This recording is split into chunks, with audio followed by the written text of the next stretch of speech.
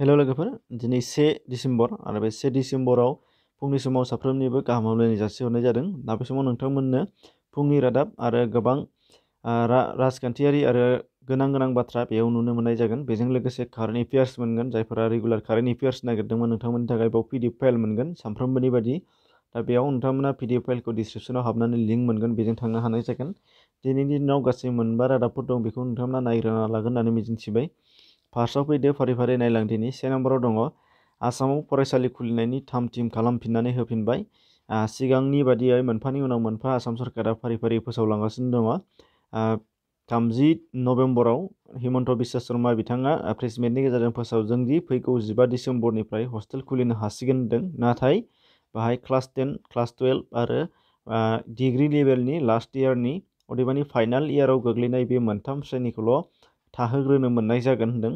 बेनिफ्राय नैथियाव बिथाङा बुंबावदोंमोन जे 1 जानुवारिनिफ्राय नार्सारिनिफ्राय लानानै क्लास 6सिम जायफोरा बन्द' जानानै दंमोन, दा बिथांमोनाबो स्कुलाव थांनो हासिगोन, खुलिसिगोन, बे बाथ्राखौ बिथाङा बुंदों। नाथाय बेयावबो दानि सोलिबाय थानाय बादि क्लास वाइज लानानै स्टेप बाय स्टेप सानसेयाव बा सप्तायाव साननै बा सानथाम बेबायदि लालांनांगोनसो होनदों आरो बेखौ थि खालामनानै होगोन होनदों। सोलोंथाइ बिफाननिफ्राय थि खालामनानै होनाय जागोन होनदों साननैसो उननि समावहाय।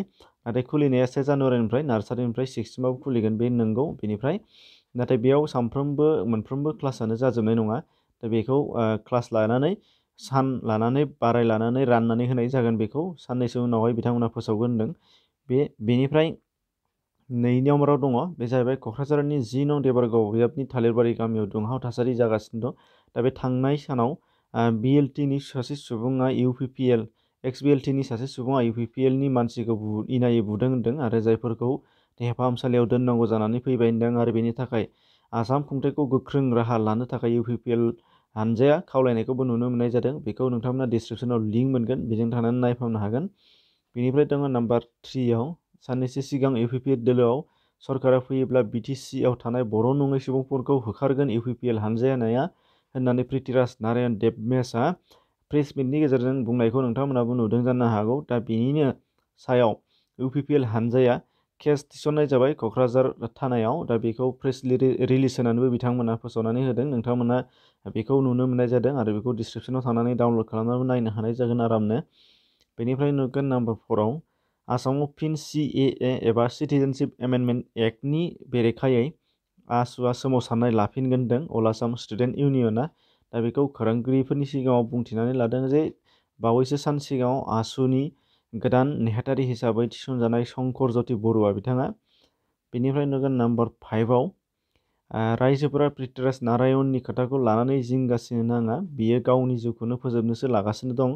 दा दिनै खोथा बुंगोन, गाबोन जौ जुवायाव गावनो गफबनानै लागोन।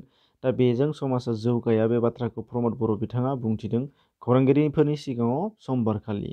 दा बे 4 रादाबफोरानोमोन। रादाबनि बेलायाव बाहाय कारेन्ट एफेयार्स हिसाबै नुनाय जागोन। बाहाय नोंथांमोना कुइसन आरो बेनि गेजेराव माखासे अपसनेल एन्सारफोर, बे अपसनेल एन्सारनि गेजेरावहाय जायफोरा राइट एन्सार बेनियाव नोंथांमोना टिक मार्क नुगोन। जेरैहाय नुदों बेवहाय फार्स्टनियाव मोनसे 3 नम्बरनिया टिक मार्क, बेनिफ्राय सेकेन्डनियाव नुगोन बाहाय जेरै सोंनाय जादों बाहाय 4 नम्बरनिया टिक मार्क।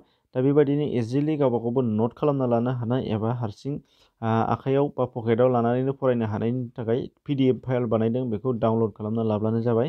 बेनिफ्राय नोंथांमोना बेखौ लिंक मोनगोन डिसक्रिपसनाव। बाहाय गासै एटलिस्ट 20टा दङ। 20 नोंथांमोना सानसेयाव जथेस्थ 20, 21 बा 25 माब्लाबा 15 बेखिनि कारेन्ट एफेयार्स मोनबाय थानाया जोबोद गाहामनि खोथासो। दा बेखौ नोंथांमोना डिसक्रिपसनाव लिंक मोनगोन। दा सानफ्रोमबोनि बेबायदि हगारबाय थायो। नोंथांमोना सिगांनिखौ नायनो थाखाय डिसक्रिपसनाव हाबनो हागोन, लिंक दङ।